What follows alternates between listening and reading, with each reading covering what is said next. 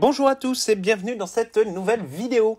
Aujourd'hui, on a un peu envie de vous reparler quand même des Animaux Fantastiques 3 et notamment du remplaçant de Johnny Depp dans le rôle de Gellert Grindelwald.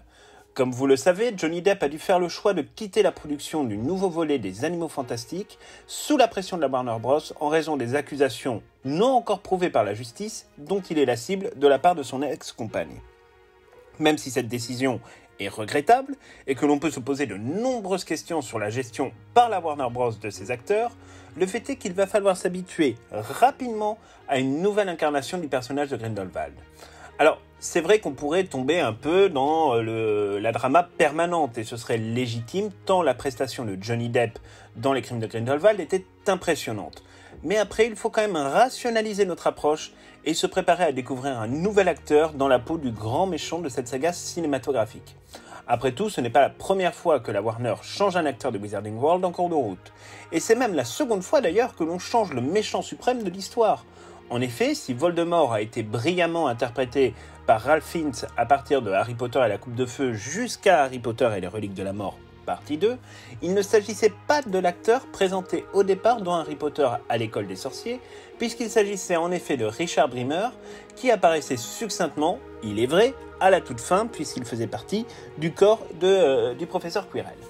Ce qui est effectivement un peu plus gênant dans notre cas, c'est que le second opus des Animaux Fantastiques est quand même basé en très grande partie sur Grindelwald et sa dimension montante, sa politique, on ne peut plus violente à la fois symboliquement, mais aussi dans la vie réelle. On parle beaucoup de son cynisme, de sa manière de troubler les esprits, bref. Johnny Depp a su donner une interprétation, il est vrai, absolument remarquable à son personnage en se l'appropriant, comme il en a pris l'habitude d'ailleurs avec tous les personnages qu'il a pu incarner dans diverses franchises, notamment chez Disney. Le remplacer demeure donc en soi un sacré objectif à relever, mais c'est aussi effectivement un très beau challenge pour Mads Mikkelsen.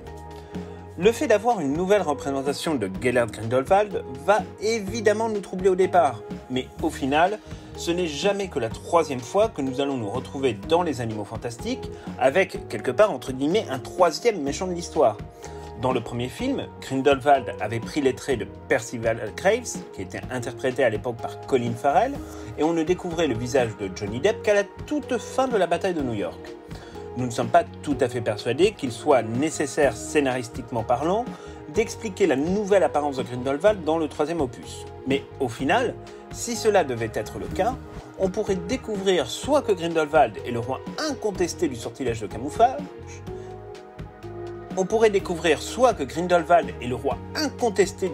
camouflage, et qu'il accepte désormais d'apparaître sous sa véritable apparence, ou alors on peut aussi imaginer un peu qu'à l'instar de Voldemort, sa pratique de la magie noire a pu altérer son apparence physique. L'autre possibilité consiste à faire comme si de rien n'était et laisser sa chance à Mads Mikkelsen, un peu de la même manière que les équipes de Harry Potter et le prisonnier d'Azkaban, et notamment Alfonso Cuarón, le réalisateur, a décidé de faire le glissement entre Richard Harris, qui a interprété Dumbledore dans les 2 premiers volets, et Michael Gambon, qui a fait Dumbledore jusqu'à la fin de la saga Harry Potter. Là-dessus, le changement n'avait pas été explicité et ça ne le nécessitait pas véritablement. Et je pense qu'aujourd'hui, tout le monde a un peu oublié qu'il y avait eu ce changement-là. Après tout, Mads Mikkelsen est néanmoins un acteur émérite. Il est habitué aux personnages complexes et aux méchants dans de très grosses sagas, comme dans James Bond où il joue dans Casino Royale et Quantum of Solace, où il doit faire face quand même à un personnage qui, pour le coup, porte une histoire cinématographique bien plus élaborée et bien plus longue que celle du Wizarding World. Mads Mikkelsen, il a absolument toutes les capacités pour reprendre le rôle de Grindelwald, et nous allons dans cette vidéo vous expliquer un peu sa vision du rôle et la manière dont il se prépare à l'incarner. L'arrivée de Mads Mikkelsen a été officialisée, vous le savez, assez peu de temps finalement après le départ précipité de Johnny Depp. Ce qui est assez logique au final, car la Warner cherchait déjà depuis plusieurs mois une solution de secours, et il y a eu vraisemblablement une négociation autour du contrat, car si le nom de Mads Mikkelsen est sorti quelques heures seulement après la fin de l'ère Johnny Depp, Mads Mikkelsen a mis beaucoup de temps à confirmer et même à affirmer à la presse d'ailleurs dans un premier temps qu'il n'avait pas du tout été contacté. Alors, C'est une tactique assez habituelle dans le monde d'Hollywood lorsqu'il s'agit de négocier les termes de son contrat. Et on peut imaginer effectivement que compte tenu du contexte et du challenge que représente ce rôle pour Mads Mikkelsen, il a dû négocier très sérieusement chaque terme de son contrat et notamment sa rémunération. Les contrats sur ce genre de film font plusieurs dizaines, voire centaines de pages. On peut donc imaginer très facilement que les termes négociés sont relativement précis et ne laissent que peu de place finalement à l'interprétation. Depuis la signature de son contrat, Mads Mikkelsen n'a pas beaucoup communiqué mais a quand même fait quelques déclarations. Son arrivée sur le tournage des Animaux Fantastiques 3 s'est déroulée, on le sait, début janvier. On ne sait pas véritablement pour le moment comment se passe le tournage dans le contexte de crise sanitaire que traverse actuellement le Royaume-Uni avec le fameux variant britannique.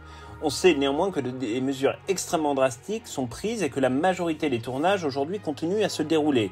C'est le cas notamment de la série Andor, qui est une série dérivée de l'univers Star Wars et qui sera disponible prochainement sur la plateforme Disney+, et qui se tourne en partie à Livingston sur les lieux de tournage, enfin au même endroit où sont tournés les Animaux de Fantastic 3. Mads Mikkelsen a déclaré récemment qu'il était en train de travailler le script et de trouver la meilleure solution possible avec les réalisateurs pour lier sa prestation à celle de Johnny Depp. Il ne cherche pas à le remplacer ou à faire du Depp. Évidemment, au contraire, il cherche à définir sa propre capacité, à interpréter sa vision, son idée et ses envies pour le personnage de Grindelwald. Il précise d'ailleurs que c'est peut-être l'un de ses plus gros travaux dans les prochaines semaines, c'est de construire un pont entre l'interprétation de Depp et la sienne, en la connectant évidemment, mais tout en prenant son indépendance. On sent bien qu'il refuse quelque part de subir son rôle, il veut le vivre, il veut vivre cette expérience à fond. Et d'autant plus que, sans être un très grand fan de Harry Potter et du Wizarding World, Mads Mikkelsen a déclaré qu'il aimait beaucoup cet univers. D'autant plus qu'il y a été familiarisé par sa fille, née en 1992, et qui fait donc partie de la première génération Harry Potter, ou quasiment. Il reste néanmoins à Mads Mikkelsen à se familiariser avec son rôle, qui va forcément grimper en intensité jusqu'à son combat final contre Albus Dumbledore, mais il va devoir également se familiariser avec des acteurs qui sont encore un peu bousculés par le départ de Johnny Depp. Départ que Dan Fogler, l'interprète de Jacob Kowalski, a carrément même qualifié de nitroglycérine. Et il est vrai qu'au vu des déclarations des autres membres de l'équipe, et notamment de Jude Law, on sait que la situation et la pilule n'ont pas été simples à faire avaler aux acteurs de voir Johnny Depp partir. Mads Mikkelsen a déjà rencontré quelques acteurs des Animaux Fantastiques par le passé, et nul doute qu'il réussira à s'intégrer pleinement dans l'équipe, mais il est vrai que l'alchimie devra quand même se faire dans cette équipe qui a été déjà fragilisée par de multiples retards en raison de la crise sanitaire du Covid-19, et également par les polémiques à rebondissement sur Johnny Depp, même si celles-ci maintenant sont écartées du tournage. Mais il y a aussi les polémiques sur Ezra Miller, qui est l'interprète de Croyant de Belboss, à moins qu'il ne s'agisse d'Aurelius Dumbledore. Et ces polémiques, on sait qu'aujourd'hui encore, elles font beaucoup parler la presse, elles font beaucoup parler les commentateurs, et beaucoup de gens se disent, après tout, est-ce qu'il ne va pas connaître le même sort finalement que Johnny Depp à terme, et donc être dégagé de la saga des Animaux Fantastiques. Donc il y a toujours ce questionnement-là, même si pour le moment ce n'est pas à l'ordre du jour, et ça ne devrait a priori pas l'être sur les Animaux Fantastiques 3, mais on verra ce qu'il adviendra du personnage. Est-ce qu'il sera sur le 4 et le 5e opus? Ça reste encore des questions auxquelles nous n'avons pas de réponse. Alors, on sait que Mads Mikkelsen n'a pas eu de contact avec Johnny Depp.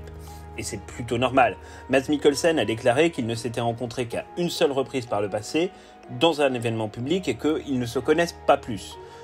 Alors en fait, en plus, on va se le dire honnêtement, il faudrait quand même être un peu sadique, et ça aurait été franchement déplacé, d'aller prendre des conseils auprès de Johnny Depp, dont on imagine le ressentiment envers la Warner Bros. Pour ce licenciement à peine déguisé. On ne tire pas sur l'ambulance face à un homme que l'on peut imaginer profondément meurtri, qui a vu tous ses projets cinématographiques être annulés, et en plus où on s'aperçoit qu'il y a très peu de mains secourables qui vont à sa rencontre, mis à part effectivement Robert Downey Jr. qui souhaiterait en faire son ennemi dans le prochain Sherlock Holmes, dans Sherlock Holmes 3, qui sera produit, devinez par qui?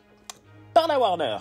Donc ça promet des négociations absolument sympathiques et à mon avis, il y a peu de probabilités pour qu'on voit débarquer Johnny Depp dans le 3e volet des aventures de Sherlock Holmes avec Robert Downey Jr. qui joue le rôle de Sherlock et où il retrouverait d'ailleurs l'un de ses petits camarades des Animaux Fantastiques puisque Jude Law interprète le Dr Holmes.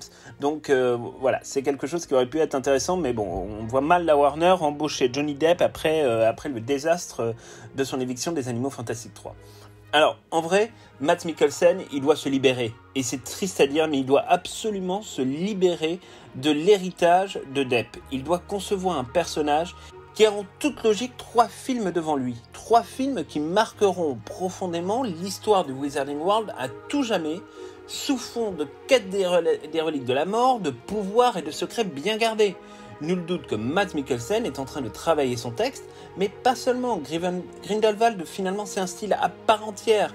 Certes, un style créé par Depp, évidemment, mais qui devra perdurer dans le temps tout en continuant à se développer. Et c'est là, au final, le principal enjeu pour Mikkelsen. À cela, on peut rajouter évidemment tout un tas d'artifices qui font partie du personnage, sa prestance, son habillage. On sait d'ailleurs que Depp avait eu une attention toute particulière à son costume et à la manière dont ce dernier devait parfaitement intégrer son personnage pour ajouter une certaine prestance et un certain éclat qui effectivement avait un rendu particulièrement intéressant à l'écran. Mais voilà, c'est toute une interprétation et tout un personnage et ces artifices que Mikkelsen doit créer. Alors, Mads Mikkelsen aura peut-être un style un peu différent. Son physique est différent, il est plus grand, il est plus dynamique. Il est aussi peut-être un peu plus jeune dans sa manière de jouer.